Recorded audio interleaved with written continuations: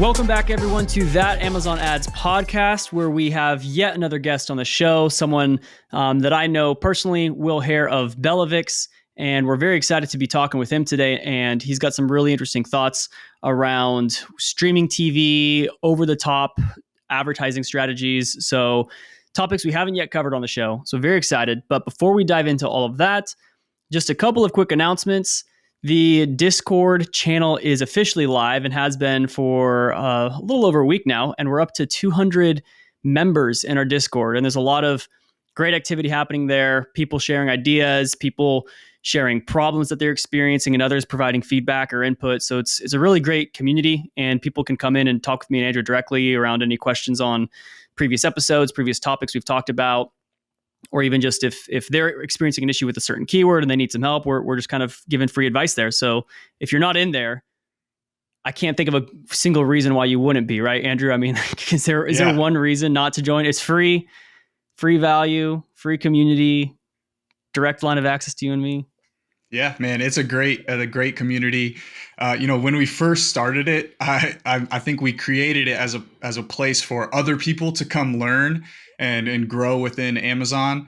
But really what's actually happened is that we're learning as well. Not only are people learning from us and like stuff that we're kind of answering questions and stuff in there, but we're also learning from all the other great minds and individuals that are in that Discord. So it's not just us that you're getting access to. There's like a ton of other people. I think we're over 200 members now that are in there. And so there's a ton of value, a ton of great resources and people and connections that you can build just from that Discord. So definitely get in there. Super valuable. Yeah. And it's cool. It's real time chat room with people from all over the world. So no matter what time of day you're on, there's always going to be someone that's up and online, and it's good stuff. So get in there. And that's kind of the main, I guess, announcement. Otherwise, let's switch over and let's get Will Haire introduced. Will Haire, I'm not sure what your title is, Will. Why don't you let us know? The CEO and founder of Bellix. How would you define your role? Yeah, co-founder, and I'm in charge of marketing and operations of Bellix. But also, my responsibilities is around advertising. My background is advertising. I've been doing advertising for over 12 years, and then specifically on Amazon for probably over 8 now. And I remember when the platform, there was like no graphs or anything. It was just exporting data and making your own graphs. And now it's come a long way. And then the implementation of DSP and everything else. But for all intents and purposes, I'm the co-founder of Bellix, and we are a marketplace management company. So we help brands scale sales on platforms like Amazon, Walmart, and Target. And then primarily we're here to talk about Amazon and some OTT, streaming TV and connected devices, which is pretty exciting, as if anybody attended the Accelerate event or the advertising event in New York before that, I'm drawing a blank. They were really pushing their premium content. They're getting tons of Emmys on all their shows, and they're really pushing advertisers to join streaming TV and help build brand awareness with Amazon's tools, resources, and audiences. Yeah, awesome. And Will, you and I worked together a little bit. I almost came on full time at Bellix. It didn't work out for a couple of. I know there are a couple of external reasons why it didn't work, but certainly enjoyed getting to kind of see behind the curtain of everything that you guys are doing there and what you're building. And since then, you've been gracious enough to let me come back and do a couple one-off consulting calls with your team and talk about a couple advertising strategies. But yeah, Bellix, it's kind of a full house management system, right? You guys are doing product listings, and are you also doing inventory? Is it everything? Everything outside of physically handling inventory. So we do the demand forecasting. Gotcha. We'll work with your third-party logistics provider. So we handle a lot of that. Marketing, search engine optimization, and then advertising. We're an Amazon's partner network. We're a service provider too. So we have our own DSP seat, which is great. And we have access to Amazon resources. So it's been a heck of a journey. And Stephen, anytime you want to come back, when you get tired of podcasting and all the other stuff you're doing, you always have a home. You let me know. Well, you don't know the way the economy is going. Maybe I'll be looking for a job soon. We'll see. Yeah, I hope not for your sake, but you're welcome anytime. Yeah. Well, why don't you Let's talk about this whole streaming TV, OTT. Let's just kind of kick off with some definitions first of all, since for a lot of people when they just hear OTT, I know the first time I heard OTT, I was in some big meetings with big clients and bosses, and I'm Googling what the heck is OTT, like what, trying to figure out in real time so I don't look like an idiot. But yeah, anyone who's listening to this, I'm sure everyone's going to be exposed to these concepts of STV and OTT in marketing meetings in the future. So it's good if you haven't already had experience in that to start getting that knowledge so that when the time comes, that's where a lot of the big opportunity is happening. That's where a lot of the big budgets are moving. So it's certainly important for our audience to be aware of those things. So yeah, why don't you kind of help us figure out kind of some terms and terminology here and how best to understand these concepts? Yeah, beautiful. So we'll start with OTT. I think it's over the top television. I forget what the last T stands for. I just Something say like OTT. that, yeah. Yeah, right. Yeah, And it's that's, over the top, which isn't super clear what that means, but keep going. yeah, over the top of what and what's under it. But I think it's over the anyway, top. I think it's over the top of the kitchen or the coffee table. I think is like it's this the content's coming over the top of the bookcase. You or gotta love something. when they That take was like my these understanding. these historical concepts. Like everybody had a TV station that they mounted their TVs on, so that makes sense how it spells. It's like the equivalent of a Rolodex, which is like your LinkedIn or whatever.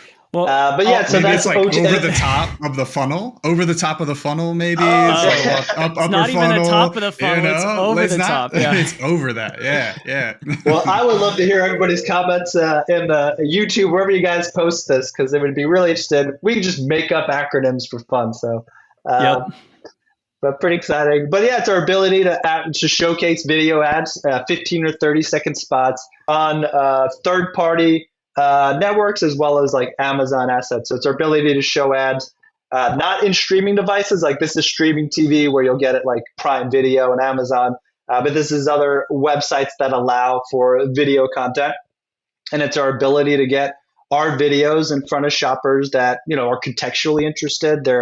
They're in the market, or they're, if they're a jogger and they're watching jogging videos, I'm assuming joggers do that, then we might, as long as they're part of this supply, have the ability to serve them ads before they consume content. And then streaming TV, which is the other part of this, is our ability to serve ads on connected devices through Amazon Prime Video, through Paramount, through like all the other streaming networks. And Amazon has it worked out where in order to be, to have access to those videos or to work with Amazon, probably say it wrong, but they guarantee 30% of their supply for Amazon advertising. We got this from our Amazon rep. So we know, if I want to advertise on HGTV, and you can't get that specific, but for example, if my ads were going to show up on HGTV app, HGTV has left 30% of its ad supply available for Amazon advertisers to serve content. And we really we do some, it's all works together. So like if we get a video asset, we're going to go bottom of the funnel up. So you'll do your sponsored brand video. We will do some OTT, and then we'll do some streaming TV, but obviously you're kind of working higher up in the funnel, and your KPIs are going to change as you get higher up in the funnel, and also what the priorities are for the campaigns. So when we're talking about OTT or STV, it's specifically video advertising, right? OTT is exclusive for video, or are there other? This was literally my question too. I was going to ask, like you said there was a sort of delineation between OTT and streaming TV. Could you maybe break that down and tell us like what the differences are between those things? Because I've always used them synonymously, almost like just in conversation. So can you explain that difference to us? Yeah, us as well, and it's just where it serves in the funnel. So obviously, somebody who's being entertained in front of their TV is going to be in a different spot than where they are on their devices or anywhere else they might be consuming consuming this content. But for all intents and purposes, there's not that much of a difference. The difference comes when we get those videos on sponsored brand videos, or for example, and that would obviously be lower in the funnel than these OTT and streaming TV. From a volume perspective, there's a lot more volume on streaming TV, but it's a little more expensive. So like right now, our typical CPMs for some of the streaming TV initiatives are you know, anywhere between $25 to $35 CPM, which is obviously a lot more than, what you might traditionally get on DSP, which could be anywhere from $2, which would be really cheap, but typically between like $8 and $12. So it's significantly more of an investment. And then, the OTT is around the same. So video is a little more expensive per impression. Yeah. So you were a minute ago, you were talking about how if a client does have some video content, you're going to start from the bottom of the funnel and work your way up. And you started with sponsor brand video.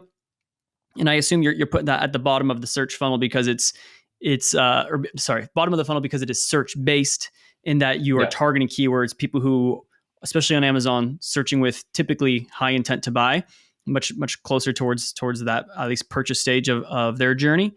And then what was the one that you put above that? Was it, did you say sponsor display video right above? Yeah. Sponsor brand, and then above that one you then jump into DSP, OTT, and that's streaming TV. And I would group those all together. Yeah, and OTT and streaming TV are all kind of part of DSP, right? They're officially like under the, well, sorry. Obviously there are other channels, but when we're talking about Amazon, that is where they take place, on the DSP. Yeah, exactly. Yep. And so what are some of like those big main advantages? Or actually, before we actually get into that, why don't you actually help us understand what is a good client for this ad solution? Because and I don't think you probably didn't get a chance to see it, Will, but we did have a couple weeks ago an episode all around DSP with Sam Lee, and some of the things that he was commenting on was that he was saying you should really only start looking at DSP and display and audience targeting after you've fully tapped all the opportunity that you can within search. Mm-hmm. Once you've gotten to the point of just like diminishing returns, you fully saturated kind of all the best keywords, and there's just like, for every dollar you put in, you're getting nothing out. Not quite nothing, but you know what I mean? Like really, really low ROAS. Then you go over to DSP, which just opens you up to much wider audiences that aren't necessarily actively searching to buy, but they certainly could be willing to buy if your product is right and the timing is right. So given that, how would you say now, if people are deciding to move into DSP because they've kind of fully tapped search, what client is going to best be taking advantage of these tactics here, these video tactics? Beautiful. Great question. And first, give me some credit. I did catch your Sam Lee episode. I try to catch a lot of your guys' episodes. Okay, premium content. So anybody tuning in for the first time, that's a great episode to check out. And overall, these guys do some killer work. Outside of that, who's a good fit? So it varies, and it comes down to the brand. So like, yes, the implementation of DSP should be, when you've really saturated or you're having trouble expanding efficiently in terms of ROAS, your pay-per-click. So we've hit a point. It's great to generate awareness, but it's like, what's the goal of this product that Amazon's offering? And it's to build audiences, and it's to get mass appeal around a specific product line. So typically the brands we work with are very similar to what Sam mentioned in his episode. It's like we hit some form of sales stagnation, and we're trying to build audiences, and we're trying to get new to brand shoppers, and we're trying to get exposure of our brand to a wider range of shoppers. So that's great. But Amazon has some really great programs for small businesses. So for example, we're working with 2 launch brands that are coming from private equity, so they're funded. So like, this isn't great for everyone. But right now, Amazon has a STV Lite program, and they are pushing hardcore. I don't know when this is going to go away. So by the time we're filming this, it's like October 2023. But they will be pushing this into the new year as far as we know. But as of right now, Amazon will, for a $15,000 investment, which all of that investment gets pushed to the streaming TV platform for advertising. And you could spread this out over 90 days. So typically $5,000 a month. They'll actually create a video for you at no cost. And they're hiring these third-party video agencies, creative agencies that are shoot like actors on location, beautiful videos. I mean, It's crazy that they're pretty much Really? giving this us Mm. for free. And it's our ability to kind of use those, but we have to guarantee that 15K investment. And there's also like if you're supplement, like there's certain category restrictions or products that they're not allowed to drive. So it's a long-winded way of saying it is potentially an opportunity for any brand, but it's definitely not right for any brand. What I will say is if you're at a point where you have great online sales, but you're not seeing that spillover onto Amazon. So like we have a supplement brand that's doing like $500,000 off of Amazon. We're doing like a tenth of that on Amazon because they're a launch brand. They're only a few months into the project. We're strongly considering, actually, we've already started. We're getting streaming TV going because we're trying to build that audience. They already have a great reputation. So we're going to build that out. So I think it's kind of scenario driven, but I will say it should be a brand that's generating revenue. It should be somebody who's gotten past their minimal viable product. They have good branding. They're working with influencers, and they're trying to expand their reach. At the end of the day, like if you're a brand and you're like, how do I get access to more customers? How do I build a larger audience with the goal of building my retargeting pool and serving, you're bringing these customers down the funnel? Then this could be a great option for you to consider. Does that make sense? Yeah, yeah. Lots of things are all piecing together and making sense.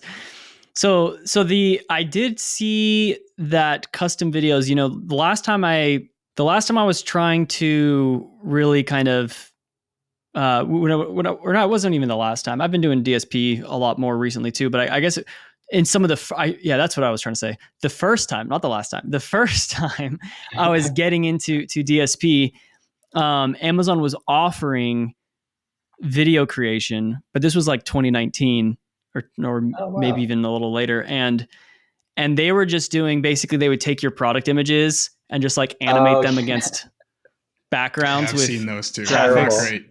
Yeah. Terrible. And but the fact that they would invest in actual like a production company to create you some high quality stuff with actors and everything actually makes a lot of sense, because Amazon knows, hey, if you can get a good performing video, Amazon's going to be raking in all the cash with all of the supply of inventory that they're selling you. So it's actually a pretty good business model from Amazon.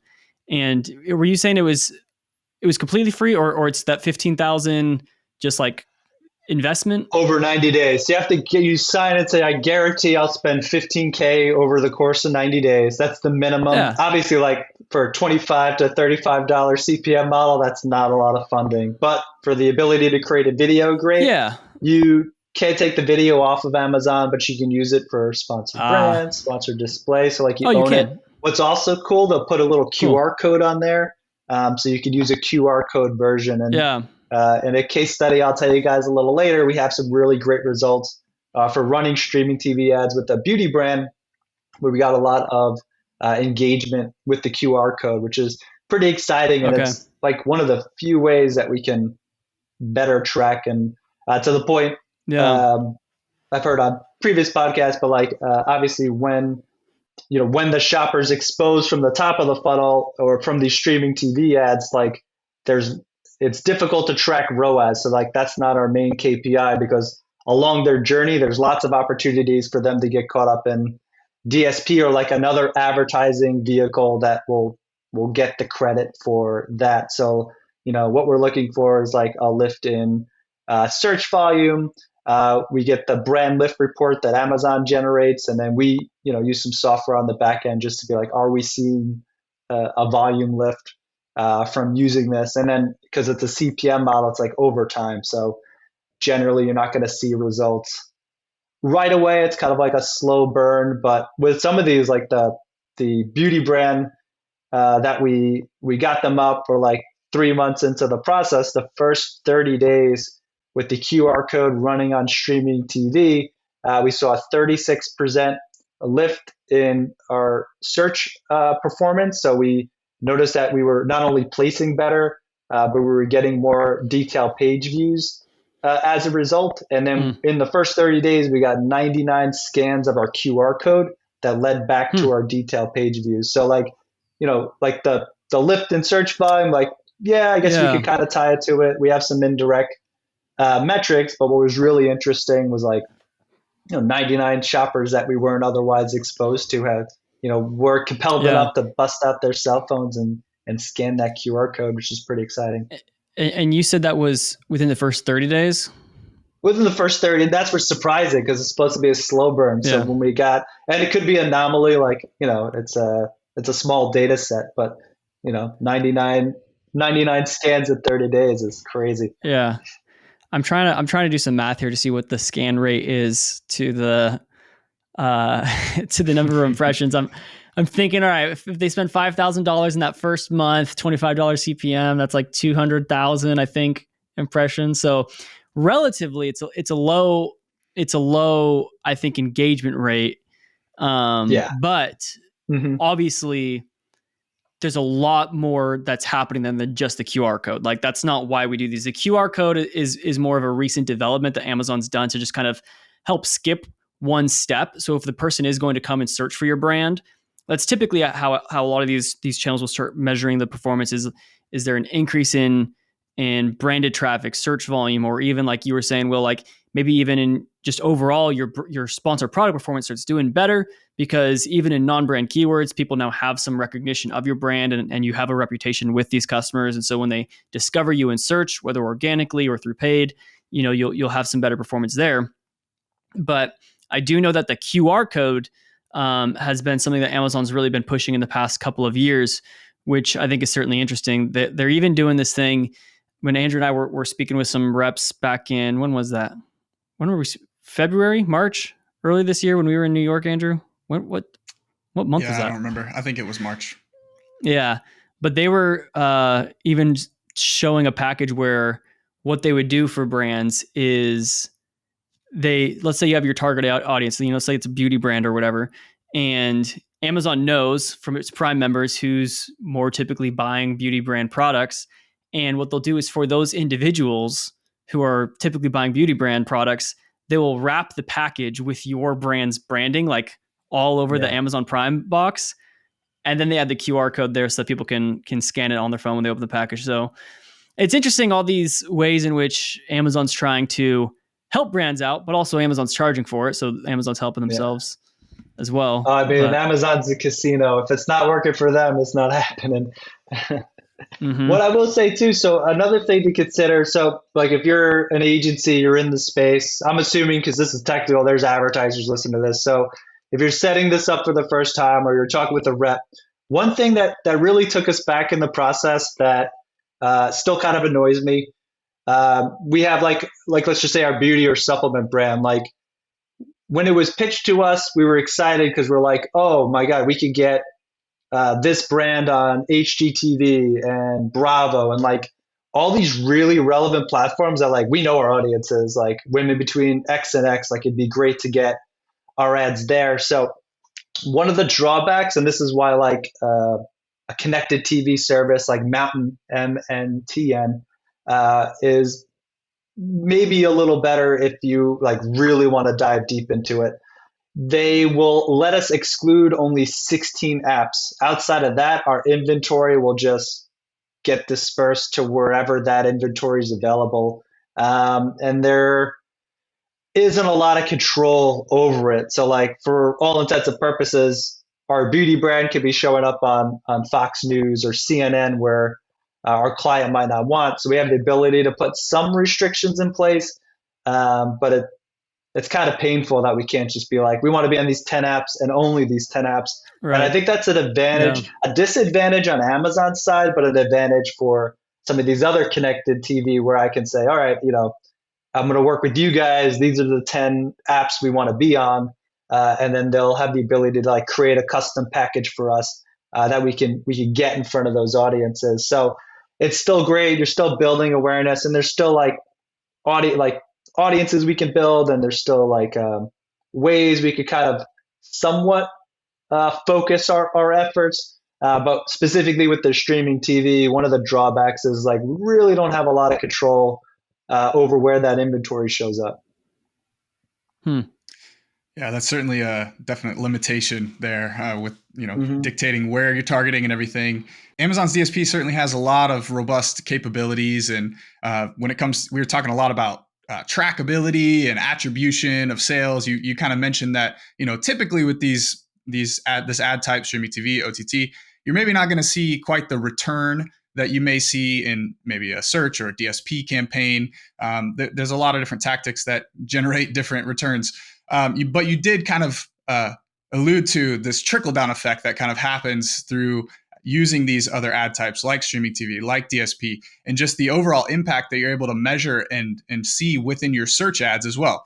I'm curious if number one, what are some of the KPIs that you're really looking at to gauge whether you're having success with streaming TV and OTT, whether these tactics that you're deploying are effective? What types of KPIs are you looking at?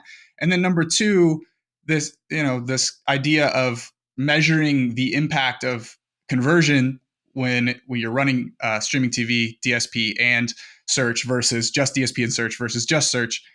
Are you Hmm. leveraging any tools like Amazon Marketing Cloud to actually pull out that real tangible impact and show that data that you're generating a higher purchase rate whenever these ads are hitting these customers multiple times in different stages of the funnel, and maybe that conversion happens on search but started with streaming TV? And so, are you guys utilizing any of those things?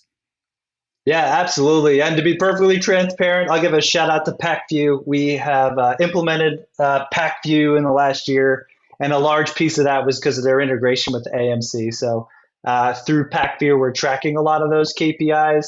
And for anybody out there, it's really cost effective, and they're a great team. So we've been leveraging that technology, and we're looking at reach, unique users, impressions, search volume lift, and then obviously trying to tie that back to the different campaigns and initiatives. And then new to brand purchases would be the other big KPI that we're focused on. And it all works together. And there's rough data would be, people use PPC and bottom of the funnel DSP. It's like an 8% lift. And then those who do PPC, DSP, and OTT, we're seeing like anywhere from, over time, I think it's like 20 to 22% lift over, I think we're looking over like a 6 month period. No, sorry, over a 28-day period when measuring the previous period before we start. So it does connect it all the way, but you know, it's, uh, it's still difficult to track, to be perfectly transparent. So we really try to piece the data together to tell that story to our clients so that they understand that this is a mechanism to build audiences, and kind of these are the tools we use. Um, Hopefully that helps. Gotcha. Yeah, no, that's super important. I'm curious, is view through, like your view through rate or the view length, like average watch time, is that something that you're super interested in when it comes to these streaming TV ads? We have not been focusing as much on that. I'll have to touch base with the team because I'm not 100% sure. If I'm correct, I believe that the commercials are not skippable on the streaming TV, but I'm unsure about the OTT. So I'm not 100% sure, guys. I'm sorry. Oh, that's okay. That's okay. And then you mentioned kind of the analysis that you're kind of doing is more so like here's the performance we were generating prior to adding in these new tactics, and then showing the performance after, and just measuring that change in lift, from only having certain ad types to adding additional tactics.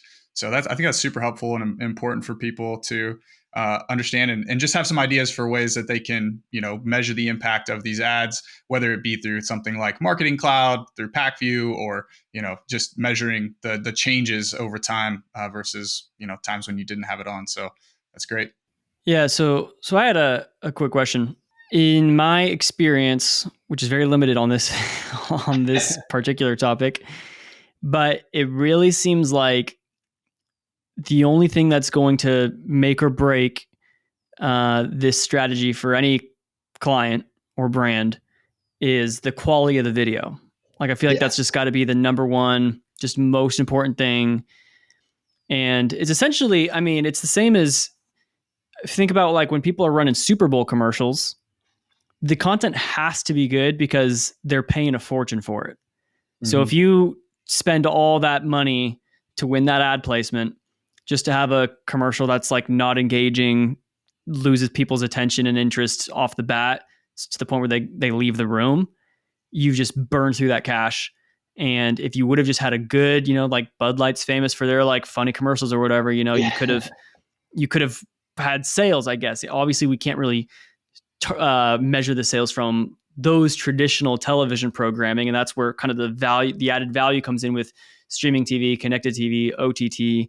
And so with that being said, how much of, and I know that this whole concept's a bit newer for everyone too. So maybe some of these things are still, we're all still thinking about them, but how much of like the creative testing are we able to do with these videos? And with Amazon specifically, are we allowed to do reiterations if we're just like, yo, the QR scan rate's really low, we need better videos? Like, so I guess kind of two questions there.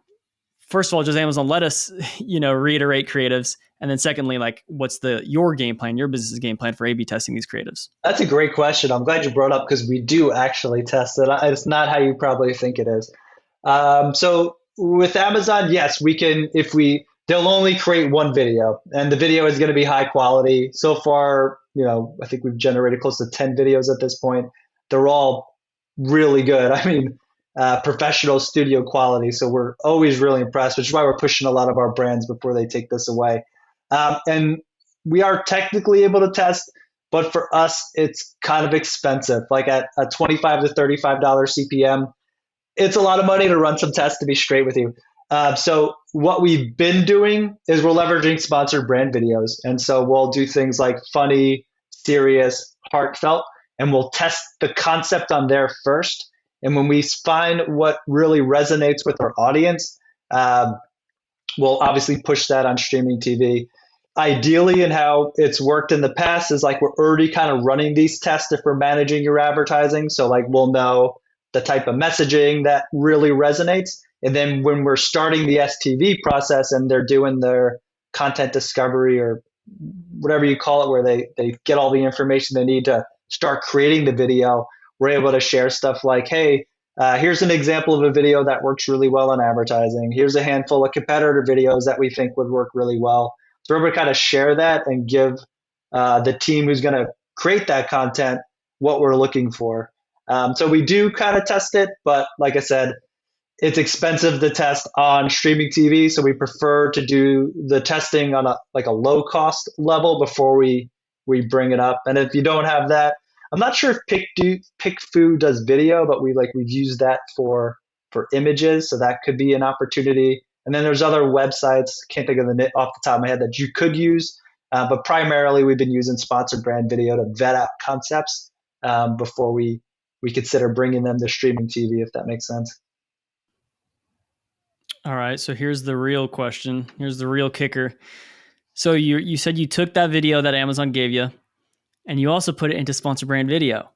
So you've now running it on STV, which is short for my nickname, Steve. That's what that means. Just kidding. But you got streaming TV and then SBV, right?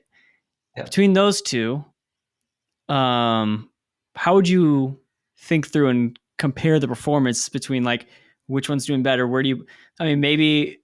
just let you start with that, and then I'll have some follow-up questions. Yeah, totally ROAS on the sponsored brand video level. So we're looking for click-through rate, obviously. How many times does our video show up? How many customers are clicking? And then what leads to purchases? So we're using bottom of the funnel KPIs in order to vet these videos out. And it's just the philosophy we're going with. I'm sure there may be smarter ways to do it, but that's how we're doing it at Bellix. For both channels, those are the main KPIs? Oh, I'm sorry. Just for the sponsored brand to test it in order to bring it up to the streaming TV level. We are not doing any split testing because it's too expensive on the streaming TV level. So we're still looking at, we're running pretty much one video that has already been pre-vetted and approved on streaming TV. So there's no variations off that. We kind of pick the winner based on the sponsored brand video performance. and just testing that, what messaging, look, and feel works the best. So that's primarily how we're doing it. Do you ever look at CPMs on your sponsor brand videos? We don't, but I'd love to hear your thinking of maybe why we should. Yeah, I mean, I'm not saying that you should or shouldn't. The idea just popped in my head as we were here talking, because I was wondering, I was going to say, well, if conversion rate on sponsor brand video is higher than streaming TV, maybe you should put all your spend there. But obviously, I think one of the reasons why people do go to streaming TV is just the audience size. You can just get much larger audiences. Sponsored brands, it's like that one placement in search, and people might just scroll right past it, And so I was thinking, the CPMs on sponsored brand, you probably can't get as many impressions. And frankly, the CPMs might actually be quite a bit higher because you're paying so much per click and you're getting not that many impressions per search, potentially. I don't know. I might actually go look at my CPMs on my sponsored brand videos right now. see what they're at. I'll let Andrew throw a question out there while I go research compared to the placements for sure. Yeah, and I'd say, the biggest difference, and why I guess we wouldn't look at CPMs, especially on the sponsored brand video, it's just like where the shopping behavior, like where the shopper is in their journey. So they're at the bottom of the funnel, they're more engaged. There's also search volume based on the keyword. So it's a smaller audience. Like why we're doing streaming TV, or we got to the point where we're considering streaming TV, it's because we feel like we saturated the PPC market. We're looking to expand our DSP. We're outside of the bottom of the funnel of DSP, and we're just like, how do we get access to a bigger audience that we can work through our funnel? So I guess it's just less. It's different. I guess I'd have to reverse engineer it though. It's a cool concept to think of too. And actually, I've never measured my CPMs for sponsored brand videos. So maybe a good exercise for the Bellix team too. I'll tell you here, I'm not sure how accurate this is, but for this one account I'm looking at the previous month, the cost per 1,000 viewable impressions, that's the added, I guess, clarifier there, this is Amazon's viewable impressions, was $68.50. Wow. Wow, that is really high. Okay. Small subset of data, so we'll it could be an outlier. Yeah. But man, I honestly, I thought it would be less. I thought it'd be less than now the conversion rates are the conversion rates are pretty strong. It's a mix of brand and non-brand and all that kind of stuff. But the point here is just that there's so limited inventory. And I think most of the time when people are running sponsored brand videos, they're not so focused with just planting the seeds. And that's, I think, the big thing is like the format and the experience, I should say, of the video. Seeing the tiny little video in search, especially if you're on mobile, just this tiny little thing in the search page that you have to hit unmute. That's one way to experience a video, but it's so much, if you're, logging into Amazon or whatever, you're going to watch something on Prime and something takes up the full screen and it has a hook of an intro and it's like, advertising whatever product, that's going to leave a much larger impression on the consumer compared to a little thing in search, little sponsor brand video. So that's a good point. Mobile, and we know like more people shop on Amazon via mobile. I don't even know the last time I logged into Amazon as a shopper via my computer. My wife and I, we do all of it on the phone, so that makes a lot of sense too. And having it on your big screen TV while you're sitting down as a family to watch some video content is going to be a much better experience. Just as we kind of wrap up here, I had a couple questions, probably a little more unrelated to just streaming TV, just OTT, more so just what you're seeing in the Amazon space in general right now, I think is where I'm going with this. But, a lot has changed over the years, right? In terms of different marketing capabilities, different platforms we now have access to, tactics we can utilize. It's changed a ton. What do you feel like most brands are missing whenever it comes to this full funnel strategy? Is it this streaming TV and OTT that most brands you interact with are not leveraging, not using, that is like that next layer of strategy to add in? Or are you seeing that most brands maybe aren't there and it's only like a pocketed few that are actually ready for it? I'm really curious to hear your thoughts on that. Yeah, that's a great question. I would say, honestly, what most brands we take on, it's usually they're not even using DSP, or if they're using DSP, they're not even using it properly, let alone streaming TV and OTT. A lot of times they'll come to us and they'll be like, "Oh, we tried DSP, but we didn't get the ROAS we were looking for." And it's like, well, that's not exactly how you use DSP. There's depending on the targeting and what the goals are. We try to do the bottom up approach, and we like to use tacos, but we actually don't use that with streaming TV. We only use that for the DSP and PPC working together. So I think that's the biggest piece that's missing. I still think while we're promoting it to a lot of our brands, our typical brands are of a certain size. So they're, on average, they're probably doing between 10 and $15 million a year on Amazon. So like they have budgets. At this point, they understand full funnel marketing and advertising. They're likely already doing it on their D2C website. So like it's an easier sell, and it's easy for the team to buy into it because they already understand how it works. So I think it's a really smaller overall subset of sellers that can actually use that. I think what I'm thinking of the mass miss for most sellers is like they put all their effort into PPC and they get really granular, and they're like, you know, they're splitting hairs and they're pushing for like a slightly better ROAS when the bigger opportunity is like get on DSP, build some audiences, think about mid funnel and even some upper funnel tactics that's going to help expand your audience, expand your reach, and then drive more awareness and overall sales. And that's where like I love to use tacos with that. So I see DSP being the bigger miss than streaming TV at the moment, but who's to say in a couple of years, Yeah, totally. It'll change for sure. I mean, people will start adopting DSP much more widespread, and it'll become a lot more frequent that you'll see that. So I appreciate you sharing your thoughts on that. I think that's right on the money. And I think, your point about how people are just overly focused on that lower stage of the funnel, just only driving conversions, trying to squeak out that extra improvement in ROAS. Like if you're doing that, seems like maybe that's not necessarily, if you're hyper granular already, you're super dialed in on your PPC, starting to look into upper funnel tactics is kind of that next step for you. Nailed it. Cool. Well, Will, thanks for coming on and talking with us. I might have to go. I didn't know that there was free video content. Frankly, I didn't try to move any of my clients to streaming TV because their current videos are just trash. So I didn't want to, I don't want to pay $25 CPMs for videos that I think are going to get people saying, the consumers that can hit the ... not interested in this. Please never show me this again. Yeah.